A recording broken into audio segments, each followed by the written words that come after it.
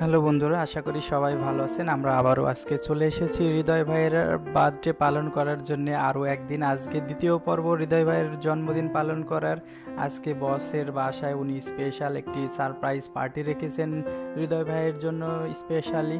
তাছাড়া আরও অনেক গেস্ট আসার কথা ছিল ওনার বাসাতে, সেজন্য উনি আরও গেস্টদের আমন্ত্রণ জানিয়েছিলেন। এটি আমাদের বস হাসান ভাই, উনি আমাদের সবাইকে অনেক ভালোবাসেন, তাই সবাইকে হৃদয় ভাইয়ের জন্মদিনে দাওয়াত করে খাওয়ানোর জন্য আর কি একটি সারপ্রাইজ পার্টির ব্যবস্থা করেছিলেন। এখানে আরও অনেকেই বন্ধুরা আরও অনেকেই ছিল, আমাদের অফিসের আমরা সবাই ছিলাম সেখানে।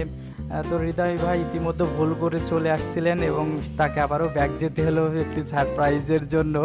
এবং আমাদের বস উনি আর কি আগুন লাগালেন কেক ওনার যে ক্যান্ডেলটিতে, এবং হৃদয় ভাই ভিতরে আসলেন এই মুহূর্তে এবং ওনাকে সিং টুগেদার সারপ্রাইজ। হ্যাঁ, অ্যাক্টিং একলা সারপ্রাইজ লা to you. Happy birthday to you, happy birthday, happy birthday, happy birthday to you.